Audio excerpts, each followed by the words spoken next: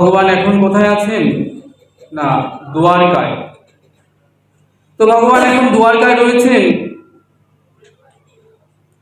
সঙ্গে কে এলেন? বলরাম এলেন। বলরাম সঙ্গে রেবতীর কন্যা রেবতীর বিবাহ হলো। ভগবান বললেন, দাদা দলাইয়েরও বিবাহ হয়ে গেল, আমার নাম্বারটা লাগছে না। বললেন, হ্যাঁ, আমার সম্পর্কে যা চর্চা তাতে আমাকে কে কন্যা দান করবে? যে মেয়ের পিতা আমাকে কন্যা দেবে, সে যখন জিজ্ঞেস করবে যে পাত্রকে দেখতে কেমন, বলছেন পাত্র দেখতে খুবই কালো, তখনই তো মেয়ের মুখ একটু কেমন হয়ে যায়, দেখতে খুবই কালো। বললেন, আচ্ছা ঠিক আছে, তাই নাই হলো। বলছেন ছেলে কি করে? বলছে ছেলে চুরি করে। ব্রজের প্রসিদ্ধ নবনীত চোরম, সে শুধু চোর নয়, প্রসিদ্ধ চোর। আমরা কিন্তু আজকে এখানে সেই চোরের কথাই শুনতে বসেছি, দূর দূরান্ত থেকে এসেছি। সে এমন চোর, যুগ যুগ ধরে তার সেই চুরির কথাই জগৎজীব কীর্তন করছে, শ্রবণ করছে। শুধু মাখন চুরি নয়, চিত চুরি, বস্ত্র চুরি, হ্যাঁ হ্যাঁ চিত, মণি। তো ভগবান মন কেন চুরি করেন? আমাদের দেহঘরের সর্বশ্রেষ্ঠ সম্পদ হলো মন। তো ভগবান সেই মনটাই চুরি করেন। বললেন, তিনি কেন চুরি করেন? চাইলে কি আমরা মনটা দিতাম না? বলে, তুমি মনটা দেখতে কোথা থেকে? মনটা তোমার কাছে থাকলে তো তুমি দিতে। বুকে হাত দিয়ে দেখলাম যে তাই তো, মনটা তো আমার কাছে নেই। মন কোথায়? মন স্ত্রীর কাছে, মন স্বামীর কাছে, মন সন্তানের কাছে, মন বিষয় আশয় অর্থ করি টাকা কড়ির কাছে। আমার মন তো নেই, মন তো চুরি হয়ে গেছে অনেক আগে। তাহলে আমি তাকে দেব কি? এই যে আমাদের দেহগড়ের সর্বশ্রেষ্ঠ সম্পদ মন, মতি, তাহলে আমরা তাকে কি দেব? তাই ভগবান কি করেন? তিনি আমাদের সেই মনটাকেই চুরি করে নেন। বলেন, বেশ, সে নাই হলো, ছেলে চোর, ঠিক আছে, তার স্বভাব কেমন? বললেন, তার স্বভাব এমন, নিজের মামাকেই সে মেরে ফেলেছে। নিজের মামা, কংস মামা, তাকেই মেরে ফেলেছে। আর তার যত আত্মীয় স্বজন আছে যাদবদের, তারাও যে তার হাত থেকে কেউ সুরক্ষিত সেটা বলা যায় না। তো এমন পাত্রকে কে বিয়ে দেবে? গোবিন্দ বলছেন, কে কন্যা দান করবে? তোমরা যারা এখানে সেই দ্বারকা লীলায় ভগবানের দিব্য বিবাহের কথা শুনতে এসেছো, যদি একান্ত চিত্তে শ্রবণ করো তাহলে খুব আনন্দ হবে। তো এদিকে কি হয়েছে? বলরামের তো বিবাহ হয়ে গিয়েছে রেবতীর সঙ্গে, রেবতীর কন্যা। তো এবার ভগবান বলছে, এবার আমার নাম্বারটা আসবে। এদিকে বিদর্ভ নগরের রাজা ছিল ভীষ্মক। ভীষ্মকের 5টা পুত্র, একটি কন্যা। বড় পুত্রের নাম রুক্মী আর কন্যার নাম রুক্মিণী। তো যখন কন্যা বড় হয়ে যায়, পিতামাতার চিন্তার কারণ হয়। যদি সৎ পাত্রে পিতামাতা কন্যাকে পাত্রস্থ করতে পারে, তাহলে পিতামাতার আনন্দ হয়। যতক্ষণ না সৎ পাত্রে পাত্রস্থ করতে পারে, ততক্ষণ পিতামাতার ঘুম হয় না, চিন্তা থাকে। শাস্ত্র বললেন যে তাদের সর্বশ্রেষ্ঠ রত্ন বা মণি হলো তাদের কন্যা, সর্বশ্রেষ্ঠ অলংকার। তো সেই কন্যাকে সৎ পাত্রে পাত্রস্থ করতে হবে। এখন ভীষ্মক এবং তার স্ত্রী জিজ্ঞেস করলেন মেয়েকে যে, মা, তুমি কি বিবাহের জন্য প্রস্তুত আছো? প্রত্যেক পিতামাতার কর্তব্য বিবাহের পূর্বে তার মেয়েকে জিজ্ঞেস করে নেওয়া। কারণ তার কোনো প্রেম থাকতে পারে কারোর সঙ্গে, বন্ধুত্ব থাকতে পারে কারোর সঙ্গে, অন্তত জিজ্ঞাসা করে কাজ করা উচিত। হ্যাঁ, তো যখন জিজ্ঞেস করলেন, মেয়ে একটু হাসলেন, বুঝলেন যে হ্যাঁ মেয়ের সম্মতি আছে, তাহলে উপযুক্ত পাত্র না। মেয়েকে যখন বললেন যে তোমার কি কোনো পছন্দসই পাত্র আছে, তখন রুক্মিণী বললেন যে পিতা, আমি একজনকে মনে মনে খুব ভালোবাসি। কে সে? না, নৈমিষারণ্য থেকে যখন সাধুরা এসেছিল, যখন রুক্মিণীর ছোট্ট বয়স ছিল, তখন সে সাধুদের ফুল তুলে দিত কৃষ্ণ সেবার জন্য। সাধুরা অতি প্রসন্ন হয়েছিল রুক্মিণীকে। তাই তাদের মুখে, সেই নৈমিষারণ্য সাধুদের মুখে একটি নাম শুনেছিলেন, কৃষ্ণ। 2 অক্ষরযুক্ত একটি নাম, কৃষ্ণ। কৃষ্ণ নামটি শুনে নামের প্রতি রুক্মিণী যেন কি হলেন, সব ভালোবাসা উজাড় করে দিলেন। সেই থেকে কৃষ্ণকে দেহ মন প্রাণ সব দান করে বসে আছেন। বলেন, মা, আমি যে কৃষ্ণের বাগদত্তা, কৃষ্ণকে যে ভালোবেসেছি, তাকে ছাড়া আর কাউকে বিবাহ করতে পারবো না। পিতামাতা অতি প্রসন্ন হলেন। কৃষ্ণ অর্থাৎ দ্বারকাধীশ, সৎপাত্র, এর থেকে আনন্দের কি হতে পারে? কিন্তু বড় পুত্র রুক্মী কিছুতেই রাজি নন। তার প্রিয় বন্ধু শিশুপাল, রুক্মী ব্যভিচারী, অসৎ। দেখবেন ব্যভিচারী অসৎ যারা, তাদের বন্ধুরাও তাই হয়। একটা পকেট মারের বন্ধু কখনো ভালো একজন ডক্টরের ছেলে হয় না, পকেট মারি হয়। তো ব্যভিচারী, অসৎ শিশুপাল, চামল, মুষ্টি, এরা সব তার বন্ধু। কৃষ্ণের সঙ্গে রুক্মিণীর কখনো বিবাহ হবে না। বিবাহ যদি হয় তো শিশুপাল অর্থাৎ আমার বাল্য বন্ধু শিশুপালের সঙ্গে বিবাহ হবে। আমি আজই ব্যবস্থা করছি। নিমন্ত্রণ পত্র দিতে চলে গেলেন শিশুপালের বাড়িতে। শিশুপাল এর ভালো লাগতো রুক্মিণীকে।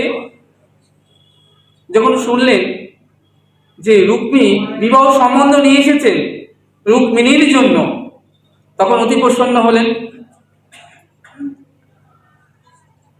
আর কি করলেন না, রুক্মিণী যেন মহল থেকে বেরিয়ে যেতে না পারে, তাই সৈন্য সব লাগিয়ে দিলেন ভেতরে বাইরে। বলে দিলেন কেউ যেন মহলের বাইরে না যায়, কেউ ভেতরেও না আসতে পারে। একথা শ্রবণ করে রুক্মিণী খুব দুঃখী হল। মাকে বললেন, মা, আমি কৃষ্ণকে ছাড়া কাউকে বিবাহ করতে পারবো না। আমি কোনো কৃষ্ণ বিদ্বেষীকে বিবাহ করতে পারবো না। শিশুপাল এমন ছিলেন, শুধু কৃষ্ণ বিদ্বেষী না, কৃষ্ণ নাম শুনলেও তিনি ক্রোধিত হয়ে যেতেন। তার থেকে আমি আমার দেহকে ওই জলে বিসর্জন দেব, দেহ ত্যাগ করব, তাও সুখের, কিন্তু আমি কোনো কৃষ্ণ বিদ্বেষীকে বিবাহ করতে পারবো না।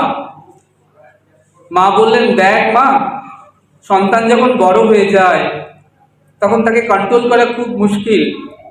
রুক্মী আমাদের কথা শুনবে না, আমরা যতই তাকে বোঝাই না কেন, আমরা নিরুপায়, আমরা কিছুই করতে পারছি না।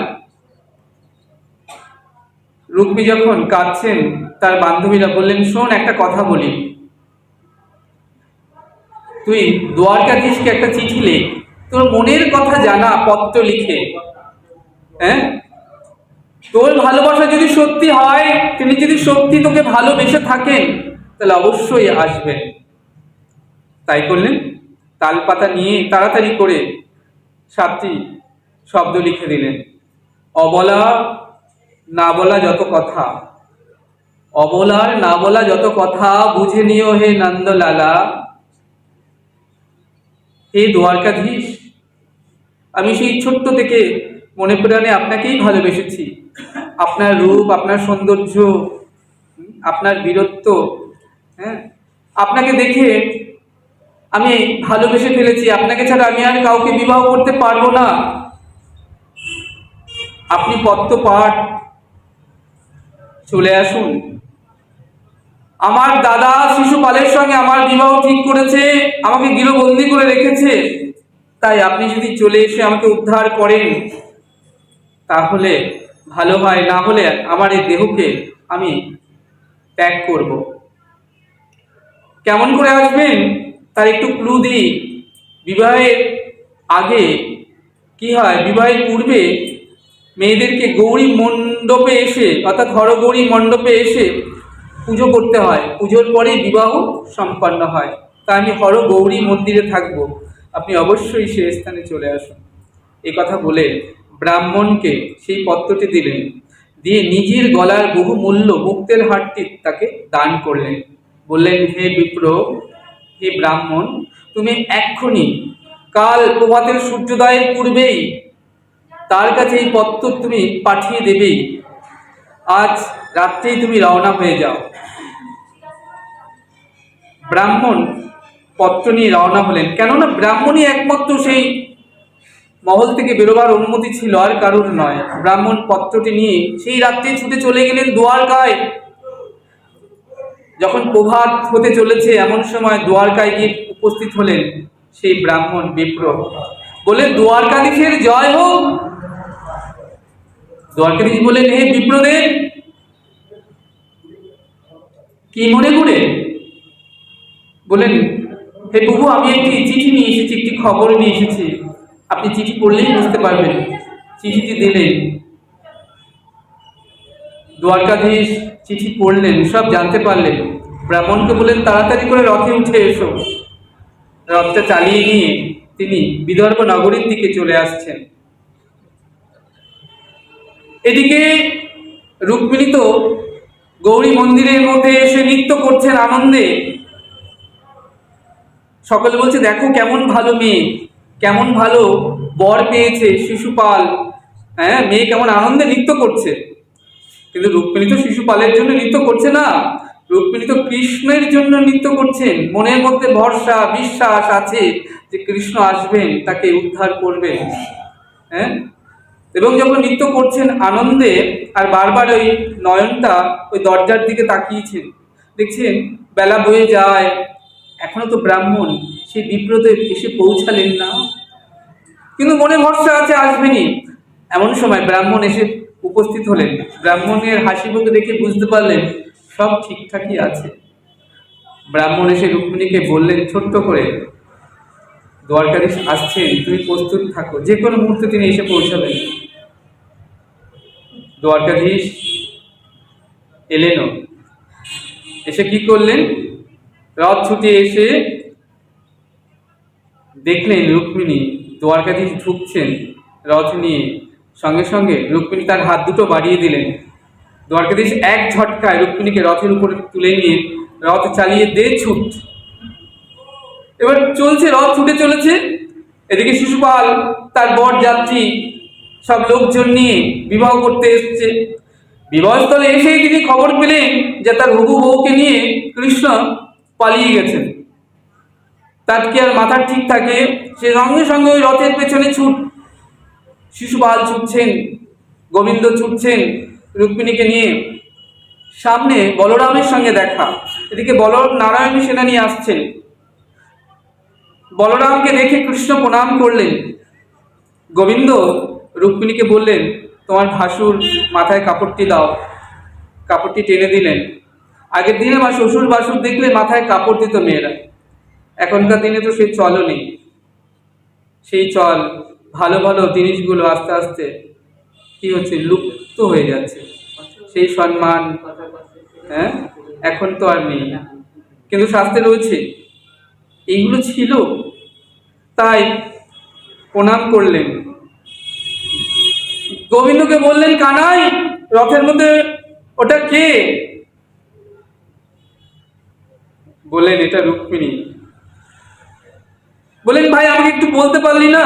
বললেন, দাদা তোমাকে যতক্ষণ বলতাম ততক্ষণ রুক্মিণীকে নিয়ে অন্য কেউ চলে যেত বিয়ে করে, তোমাকে বলবার সময় পাইনি, তবে তোমাকে বলবো। বলরাম বললেন, সেসব কথা পরে হবে, চল এখন দ্বারকাপুরীতে যাই।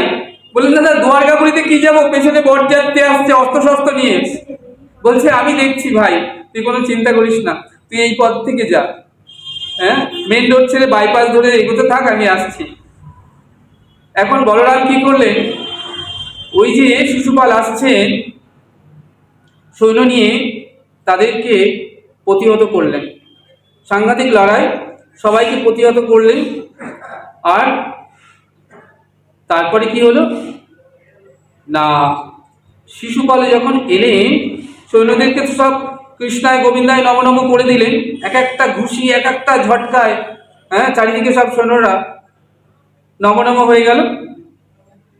এবার যখন নাকি শিশুপালকে ও কি করলেন, না তাকেও যুদ্ধে পরাজিত করে দিলেন। তার ঠিক পেছনে রুক্মী আসছে, বড় ভাই, বোনকে খুঁজতে পিছু পিছু ধাওয়া করে। কৃষ্ণ বলছে, ওই দেখো মেইন বরযাত্রী আসছে। কৃষ্ণ যখন ধরলেন রুক্মীকে, অমনি কি হলো না, তরবারিটা বের করেছেন, অমনি রুক্মিণী এসে চরণে পড়লেন, বলেন, হে নাথ, আমার দাদাকে অন্তত রেহাই দাও। তুমি যদি আজ আমার দাদাকে হত্যা করো, তাহলে জগতের সবাই বলবে, রুক্মিণী তুমি নিজের সুখের জন্য নিজের ভাইকে হত্যা করালে, যে বড় নিন্দা হবে আমার, তাই তুমি দাদাকে রেহাই দাও। কৃষ্ণ কি করলেন, রুক্মিণী একদিকে চুল দাড়ি সব কামিয়ে তাকে অপমানিত করে ছেড়ে দিলেন। রুক্মী আর বিদর্ভ নগরে ফিরে গেলেন না, তিনি একটা নতুন নগরী নির্মাণ করলেন, ভোজকোট নগর, সেখানেই থেকে গেলেন, নিজের রাজ্যে আর ফিরে গেলেন না। এদিকে বলরাম কৃষ্ণকে, ভাই কানাইকে আর রুক্মিণীকে সাথে করে দ্বারকাপুরীতে এলেন, কারণ তো তুলে নিয়ে এসছেন রুক্মিণীকে, বিবাহ করা হয়নি, তাই মহা ধুমধাম করে বিবাহের আয়োজন করা হলো। অর্ধেক দ্বারকাবাসী বরযাত্রী হয়ে গেলেন এবং খুব ঘটা করে দিব্য বিবাহ অনুষ্ঠান হলেন। সুখদেব গোস্বামী ভগবানের সঙ্গে রুক্মিণীর এই প্রথম বিবাহ শোভন করলেন মহারাজ পরীক্ষিতকে। পরীক্ষিত মহারাজ প্রশ্ন করছেন সুখদেব প্রভুকে, প্রভু আপনি বলুন, প্রথম বিবাহ শোভন করলাম, দ্বিতীয় এছাড়া অন্যান্য বিবাহের কথা বলুন। সুখদেব গোস্বামী বলছেন, মহারাজ আপনি শ্রবণ করুন।